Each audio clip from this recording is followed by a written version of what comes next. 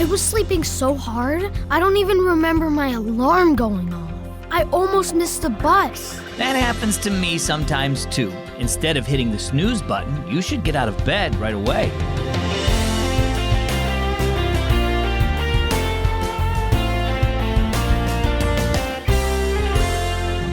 I'm Zach, and you're listening to Keys for Kids. Do you have trouble waking up in the morning? I think everyone knows what it's like to stay up too late and then have trouble getting up the next day. But when it comes to knowing Jesus, there are still some people who are kinda drowsy. In Romans 13, Paul says, "The hour has come for you to wake up from sleep."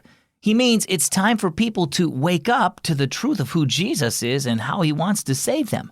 So, are you awake to Jesus? Let's listen to our story. It's called The Snooze Button. Grant stirred and fumbled for the snooze button on the alarm clock. As soon as the noisy alarm stopped, he burrowed deeper under the covers. A few minutes later, the beeping sound of the alarm roused him again. Once more, he hit the snooze button and nestled back into his bed. Before the alarm could sound a third time, his mother was at his door. "Get up right now, Grant. You'll have to hurry or you'll miss your bus." "Oh!" Grant sat up quickly, then stumbled from his bed. He hurried to get ready and ran outside just in time to catch the bus.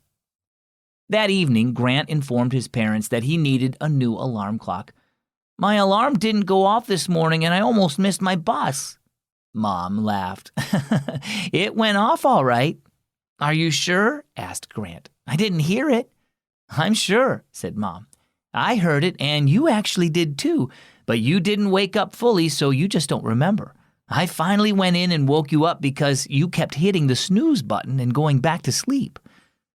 "That sounds like a lot of the way Christians sometimes live," said Dad, picking up his Bible. Grant frowned. "You think Christians hit the snooze buttons on their alarm clocks more than other people do?" Dad grinned at Grant's puzzled look. "Well, the book of Romans tells us that Christians need to wake up," he said.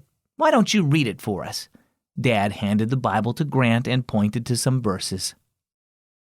When Grant finished reading, Dad said, "God warns that our time on earth is getting shorter and shorter, so we'd better wake up and live the way people who trust in Jesus should live.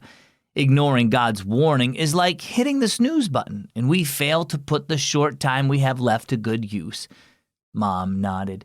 "Someday it will be too late for those who don't know Jesus to trust in him and be saved. As Christians, we need to put sinful, selfish ways behind us and live in a way that points others to Jesus, who freed us from sin. We need to wake up and embrace the new life he's given us." So how about you?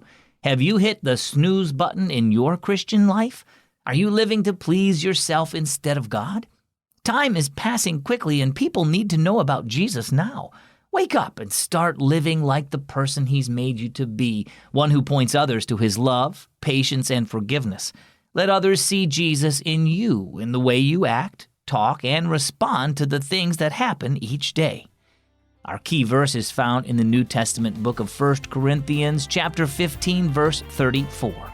"Awake to righteousness and do not sin." And our key thought for the day, wake up and live for Jesus. When you join the Word with Zach summer reading program, you can get this year's Zach Pack. I put it together to help you do your reading every day and to have some fun. This year, you can get a journal to write down the things you've learned about God, as well as questions or prayer requests. And you need something to write with, right? Well, how about some red, blue, orange, and green pencils? Plus, new this year is the Word with Zach Frisbee.